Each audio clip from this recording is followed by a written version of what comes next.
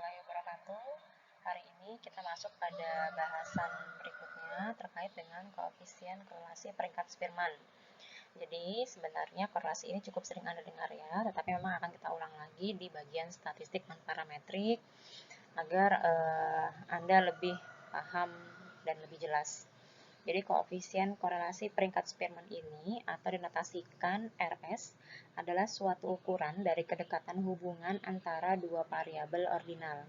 Dengan demikian, koefisien korelasi peringkat Spearman ini berfungsi mirip dengan koefisien korelasi linier.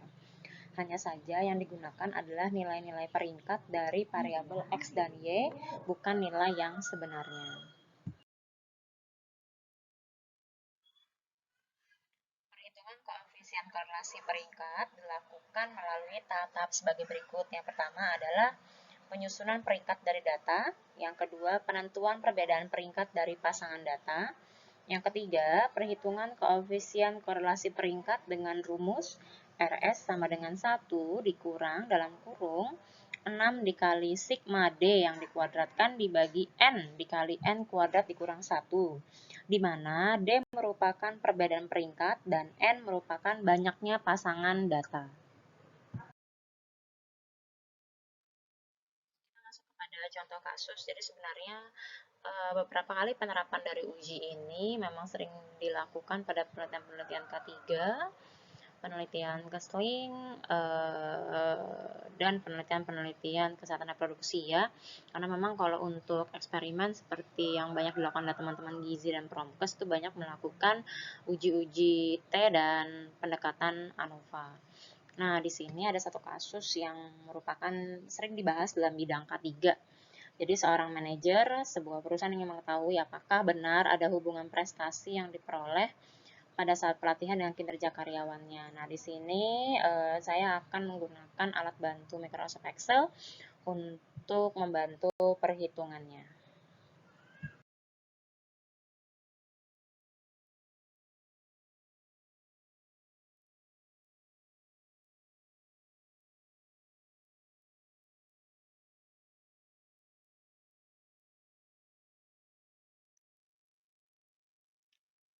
Sudah melewati hasil perhitungan tadi, jadi untuk menginterpretasikan nilai koefisien korelasi Spearman, itu sama halnya seperti koefisien korelasi linier.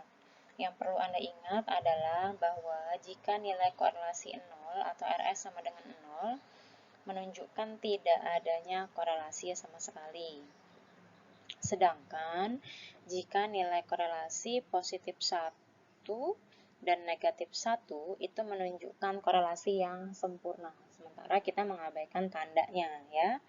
Nah, dalam contoh di atas, setelah kita bandingkan dengan R tabel yang bernilai 0,618, maka kesimpulannya adalah terdapat korelasi yang positif, karena tandanya positif ya, antara prestasi selama mengikuti pelatihan dengan kinerja dalam kemampuan pemasaran karyawannya.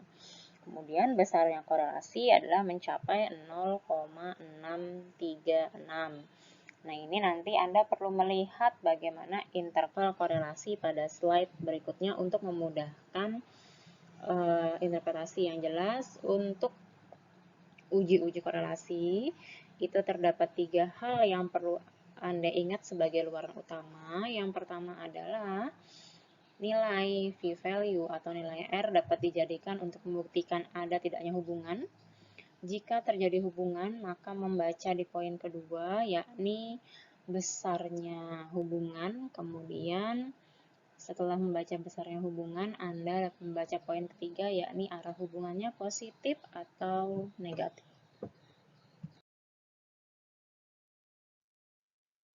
Jadi ini adalah salah satu aturan untuk melakukan interpretasi coefficient correlation. Jadi sebenarnya baik Pearson maupun Spearman itu intervalnya sama ya. Jadi di sini kita bisa lihat bahwa salah satu sumber menyatakan jika R-nya lebih daripada 0 namun kurang daripada 0,3, maka dianggap sebagai korelasi yang lemah. Kemudian jika benar jika bernilai lebih daripada 0,3, artinya misalnya 0,31, 0,32 ya, sampai dengan kurang dari 0,7 berarti masuk korelasi sedang. Nah, jika R Anda bernilai lebih daripada 0,7, maka korelasinya kuat ya. Nah, kalau tadi kita lihat nilai kita pada contoh soal itu 0,6, maka dia masuk pada moderate correlation atau korelasi yang sedang atau cukup saja. Nah, ini salah satu contoh bentuk interpretasi kalau ternyata arah hubungan kalian itu positif atau negatif. Sebenarnya kita kalau dalam skor ya, jadi misalnya kinerja, produktivitas, prestasi, kemudian hal-hal yang positif, kita berharapnya korelasinya positif. Tapi misalnya kita punya variabel beban kerja, kelelahan mata, angka kebisingan, penurunan daya dengar, ini untuk kasus-kasus K3 ya. Kita mungkin lebih mengharapkan yang terjadi adalah korelasi negatif. Nah, di sini kita punya contoh scatter plot.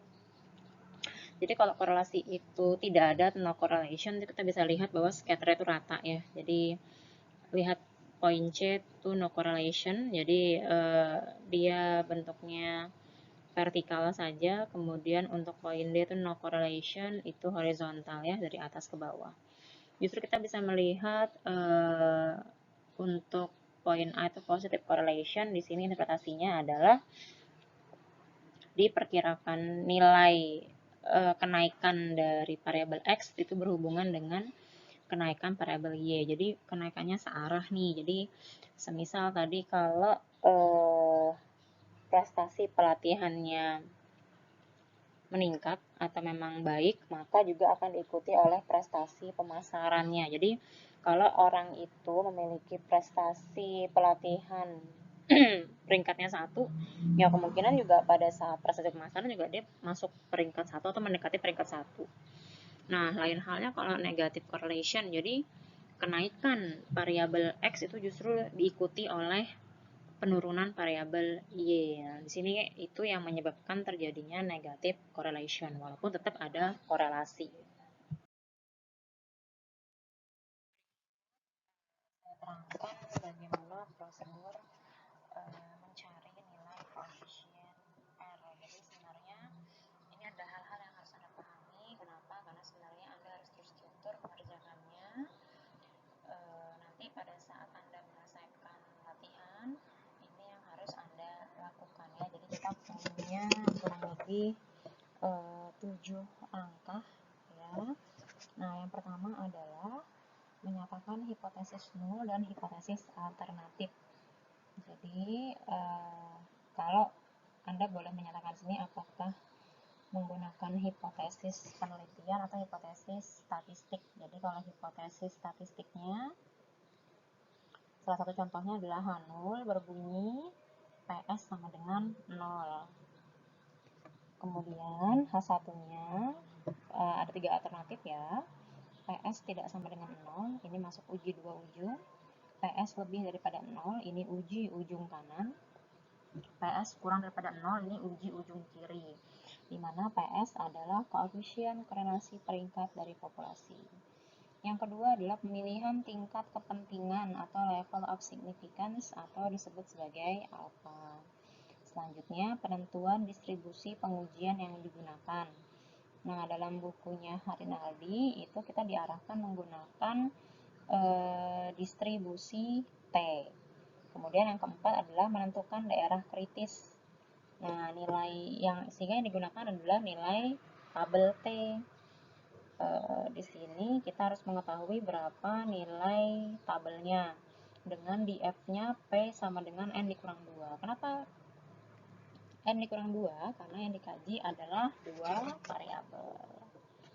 Yang berikutnya adalah menyatakan aturan keputusan. Anda akan menolak H0 jika apa? Anda akan gagal menolak H0 jika apa? Ya, itu yang harus diuraikan. Yang keenam adalah perhitungan rasio uji. Di sini Anda memulai memasukkan formulanya, kemudian memasukkan rumusnya, kemudian semua angka tinggal dihitung. Yang selanjutnya adalah pengambilan keputusan secara statistik. Apakah kesimpulannya ada korelasi? Jika ada, korelasinya sebesar apa dan bagaimana tandanya? Itu yang perlu Anda uraikan. Nah, di sini sebenarnya contoh yang saya kasih